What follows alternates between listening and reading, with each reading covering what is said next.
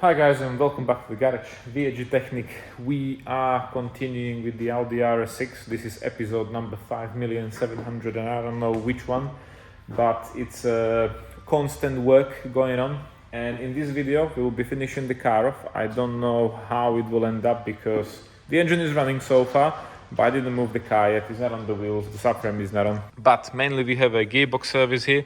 So ATF fluid, new gasket, new strainer, everything what we need for it. I'm really hoping when I'm gonna drop off the sun from the gearbox, we will not find something what shouldn't be there, because the car didn't start, didn't move, so I don't know the condition of the gearbox. So far, the engine is not leaking oil coolant, which is a good sign. The coolant leak, which was there before, I'm not sure if you're gonna see it. There's that shiny clip over there, so that's new, much stronger, much better. And the rest of the car is sort of like ready to go. Well, we don't have the subframe, but the subframe is there already cleaned up, so that can go on. And yeah, it looks good, it looks good. So I'm really hoping in this video later on, no promises, it will be on the wheels and probably moving forward and backwards. So we'll see how it goes. I'm really hoping there will be no unexpected things, like something is broken again or something will go wrong. But you never know. It was a non-runner, so I don't know the condition of the other components. The engine is sort of done for now, but we will see what we're gonna find in the gearbox. So let's get to it.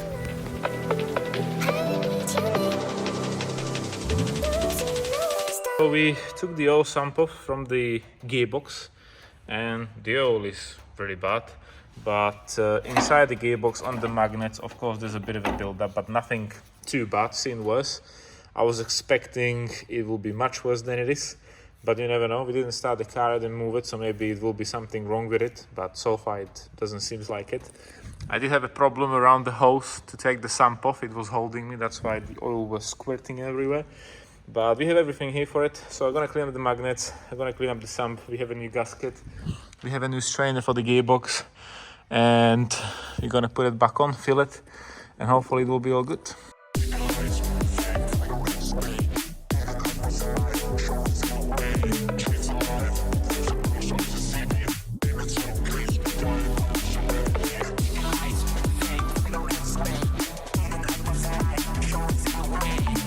And after a few other startups we have a problem. Well, it was going too well, and unfortunately we have a coolant leak. You can actually listen to it.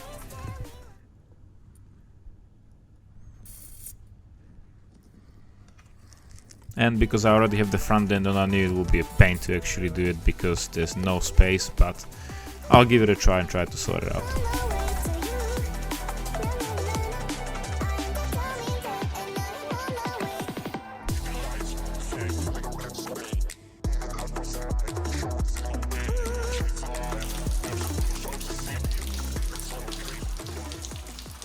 And we are in a critical situation, so finally I was about to actually take the car on the road. Before I went on the road, we have a coolant leak. What you've seen, it was the pipe going underneath the headlight. It was like a split where was the cover, so I didn't see it. It was like a really tiny one, but as soon as the whole system pressurized, it just shows every small leaks in the system. So that was replaced. I didn't remove the front end or the bumper or anything. I've done it on the car. It took me like 1.5 hours while I put the Juby clips off and get a pipe on there and stuff. So it was absolutely pain.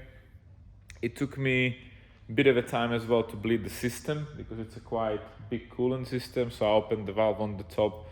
I was opening the cap, circulating and stuff. So that was working fine. And I was about to put the wheels on. I was about to roll out. And before I went out, I was like, I'm gonna leave the engine running for a bit longer. I will try to rise the RPM, see how it goes, how it behaves and stuff.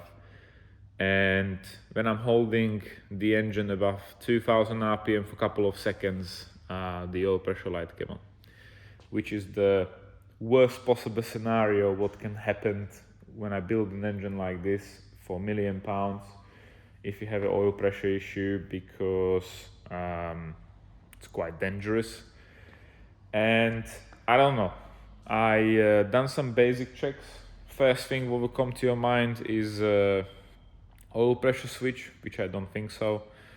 Wiring, which I don't think so. Luckily I do have a oil pressure gauge here, So I put it from the oil filter housing in the back, where's the oil supply for the vacuum pump, the pipe what you've seen on the previous video. And when I start the engine up on idle, it shows 0. So I'm not sure if there's no oil pressure going in there, and it should be done like sort of just with oil, which is return, because I have to actually check how the vacuum pump is lubricated from the oil filter housing. But I put the oil pressure gauge in there and it shows 0, which is not good. I have nowhere else where to put the gauge to actually check it, because there's no way where I can put it. I can only remove the inlet manifold and put it directly where's the sensor, which will be probably the smartest way before I actually start stripping it down. But it's just, it doesn't feel right. I've seen the red light, shut the engine down. Right now I think I have 0 oil pressure, so I'm thinking like the engine was running for like 20 minutes, gone, ceased, whatever. Took the oil filter out. Luckily I don't see any debris in there. I drain all the oil out, I put it in the tank, went through the filter again, what we have here, no debris, the oil looks clean. I don't see anything wrong with it. I also put the camera inside from the crankshaft locking pin from underneath. I checked the cylinders and everything, they're not scratched, everything seems to be fine. I do see signs of oil inside the engine, so it was circulating. And it's definitely doing some kind of a pressure, but I don't think it's a pressure which is good for the engine to run, because when you see when I was cranking the engine, it took a bit of a time to actually build up the oil pressure, and eventually it did because the chain stopped rattling and stuff. But probably it's not enough oil pressure to run the engine, like definitely not to drive it. Yeah, I don't think something damaged while it was idling here, because like I said, there was a bit of oil pressure, so potentially it should be fine. Right now I'm thinking like the oil pump would be bought with the engine. I have no idea the condition, because I've seen the engine running for probably 30 seconds. We done a compression test where you've seen, took the engine out, strip it down, and I bought the repair kit from Airy Performance where you see, done the oil pump, put everything back together as it should be. So I'm not sure why the oil pump shouldn't be building an oil pressure, and I don't have a facility to actually test it, because how are we going to test the oil pump of the engine? So tricky situation, but I will not take any risks. I'm just gonna spend the money. I'm just gonna buy a new oil pump for over $3,000. Gotta be 100% sure the oil pump is in mint condition, because if it's not doing oil pressure, there's no point. It's just gonna go. So right now, after 2 months and £1,000,000, we went from 0 bhp to idle bhp, which is not probably more than 0 still. And probably the car's coming out meanwhile, because the pump is on back order. That will take a couple of days. It's not even about the money no more. It's about the time again, the hassle again, because the engine was nice and clean, put it back together, and right now it's a mess. It's just really bad to look at it, but that's the situation when you're messing about with secondhand stuff and you try to repair them in a condition what is unknown. That we will see. I'm gonna try to dig it in the car, because necessarily I still don't want to be replacing the pump, but I just have to be 100% sure. I can't drive the car with low oil pressure. No goes on. So I'm gonna dig it in still. It's 8:30 in the morning. I was here yesterday till 1 in the morning. I done complete mess on the floor. Absolutely mental. But I'll keep you updated on the situation.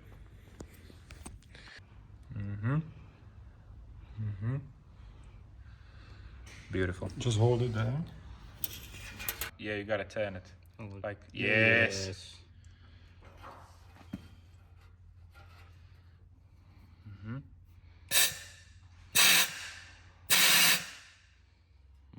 I think it didn't help, you know.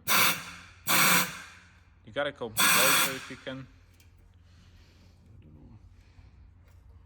It won't bend that way, will it? It's bubbly. That's stuck. You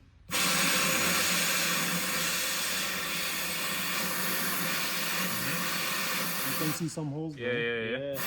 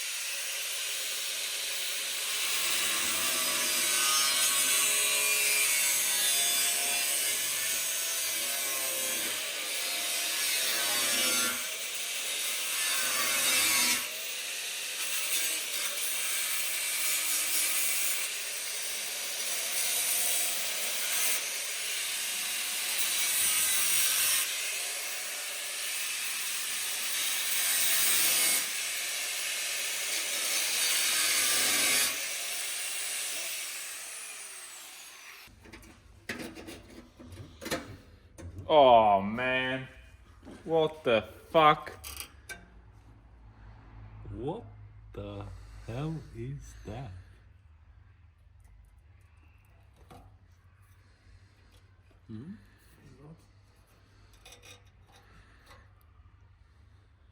That looks like a piece of pipe. Okay, put it back in the car, it should run now. So if you're asking yourself what's going on, I have no idea what's going on now, but that was in the oil tank, what you've seen. I think it was there for quite some time because the rubber is actually disintegrating from the oil. It looks like to me some kind of a plug what was there before, I don't know, but I definitely bought the car with that in the tank. The saddest thing is, if you remember from the last video, I had the camera in the tank to check the oil level, how I was sucking it out, and check the tank generally, and I just couldn't see it. So that was doing like a restriction in the pickup pipe for the oil going to the high pressure pump. And yeah, I'm just gonna put it back together and try it up again and see what's the result.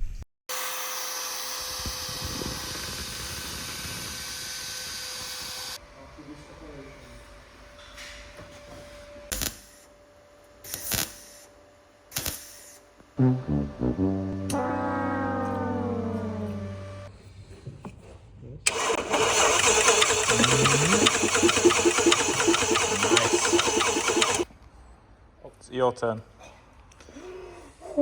You don't have to press brake. It's an old school dinosaur. Somebody's scared.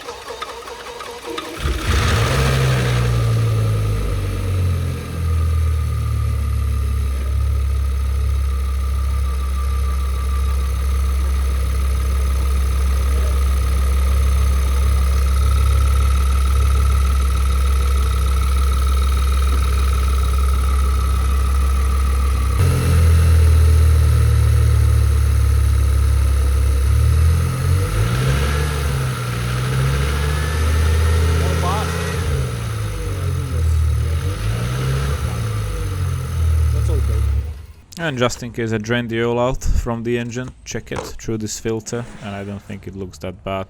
So I think we can just put a new filter just in case, new oil again, and I'm really hoping there'll be no issues and we can continue.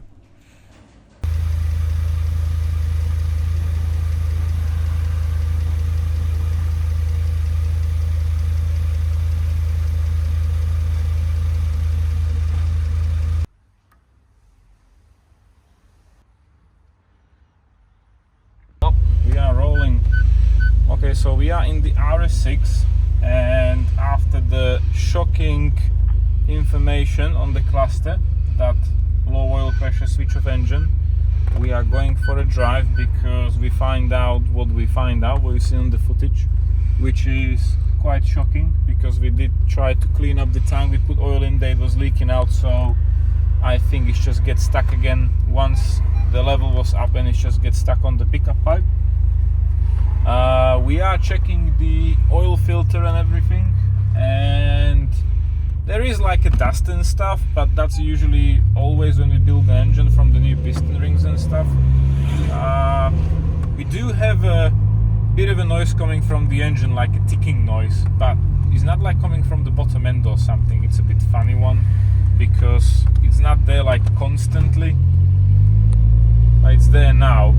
It sounds to me like injector diesel, but soon as we'll go to over 2000 RPM cruising, it's fine. So it is interesting one. We have to be looking at it.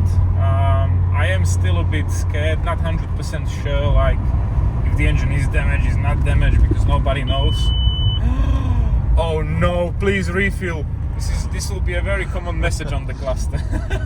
So we put first 20 liters of fuel, which was mostly run on the ramp, because the car was idling and we were messing about and bleeding the coolant system and stuff, and running the car with no oil pressure, which was the most funniest part.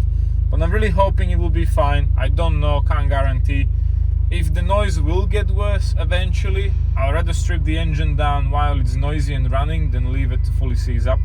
I did change my speed dial for the recovery for number 1, and I'll probably gonna put some petrol in, then go for a drive.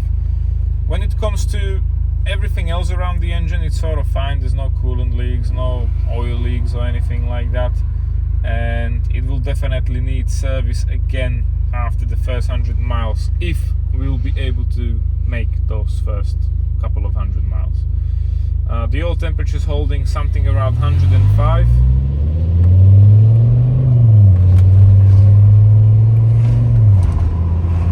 And the noise is still there. It's still there.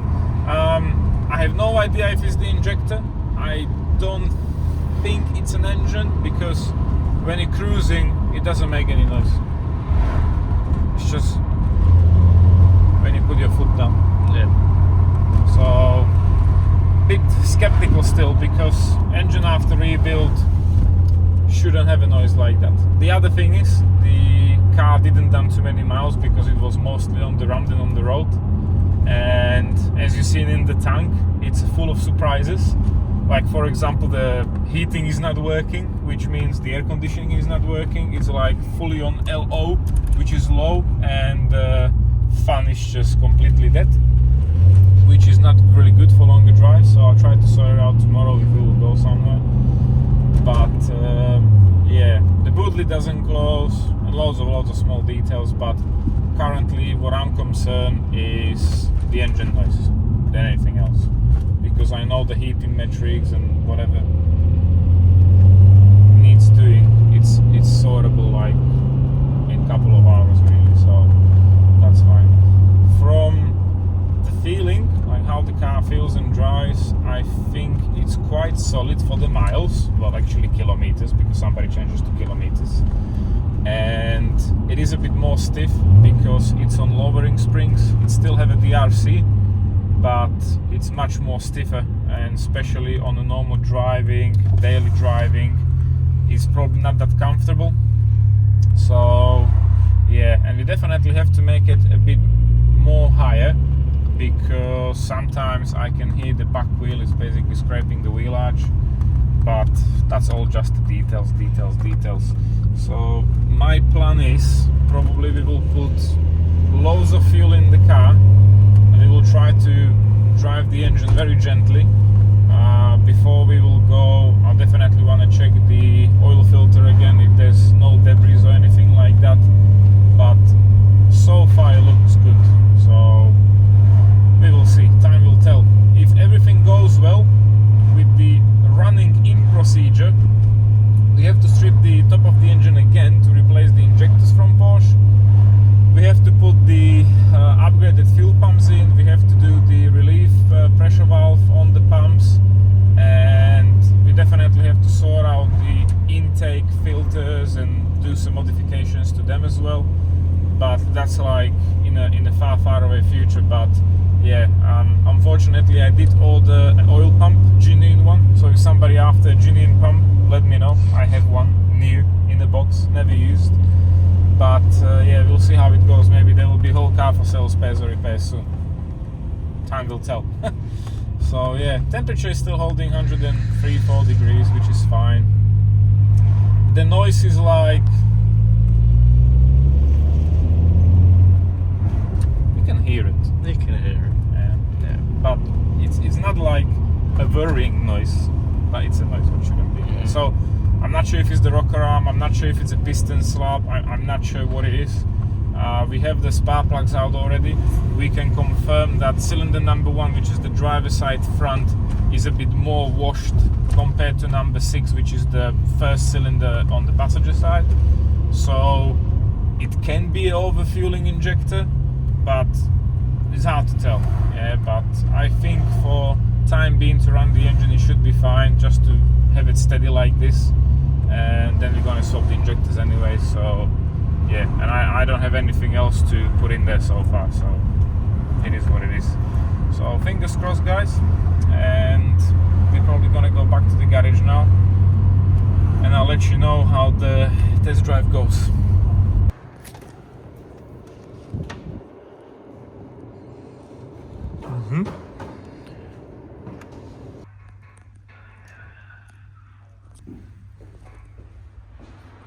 Okay guys, so this is the update. We've done a compression test both sides. We have over 12 bars, like 12 point something, which is really good. I'm happy with it.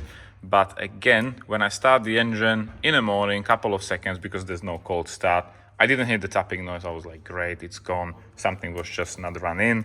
It needed more time to sit down, you know, do the oil everywhere, and it'll be fine. Soon as I start driving it, after a couple of minutes, I did notice when I have my window down that the tapping noise is back.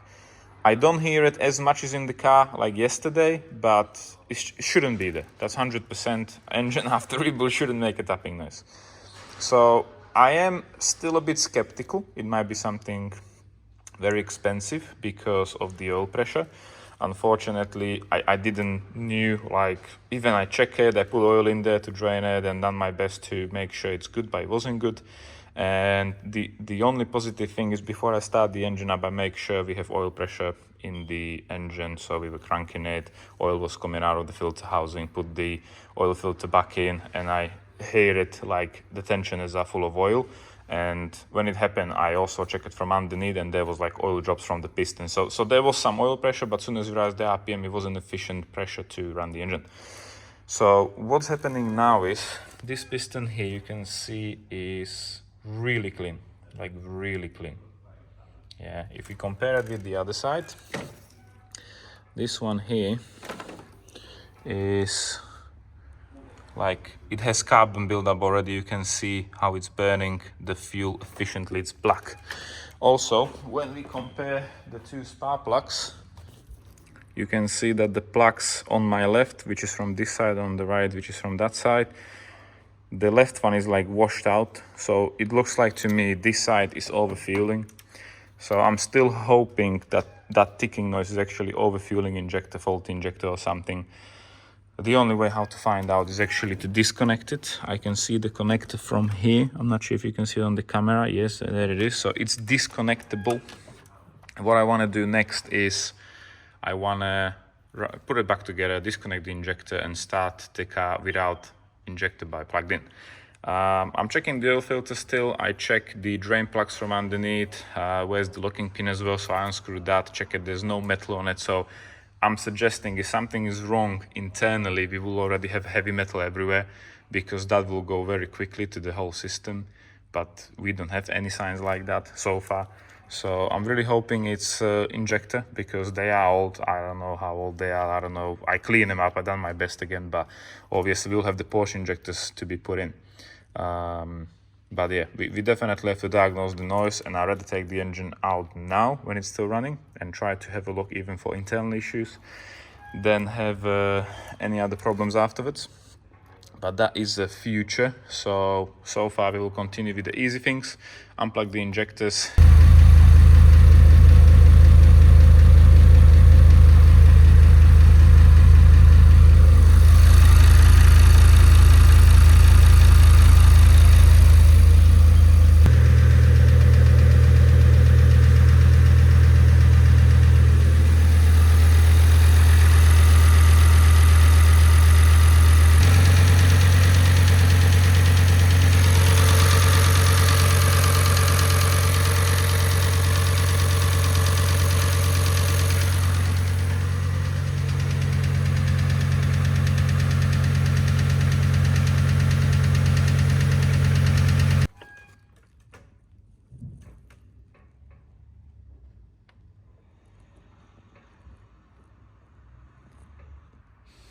So you've seen the situation, guys. I check everything what can be checked on the car, in the car with the engine inside. It's like, I personally think the noise shouldn't be there. It is a funny one because on the cold start it's not there, then it sort of comes and goes, and it's like, I don't know. It's my opinion is it's loud. It is ticking and tacking and tapping, and for all the money what I already spent on it, it's just absolutely ridiculous because, yeah, it is a funny one. I'm really hoping it's not a Conrad or something. I am actually thinking to take off the rocker cover off and have a look because I did have the camshaft position sensor, but I couldn't see anything inside. I couldn't hear anything. I even started the car up with no camshaft position sensor in place, and I can't hear the noise coming out of it. But yeah, let's take the rockers off and can check. So I took the rocker covers off, and all the hydraulic lifters, to me, they look like they are all solid. The only one in the front, which is completely in the front, where's the knocking coming from, is soft. Can you hear it? I think this is our tapping noise. So yeah, that is quite disappointing because they were replaced for new ones, and I don't know what to do, but if I'm gonna do something, I'll definitely keep you updated. So thank you for watching, and we will see you in the next video, guys. See ya.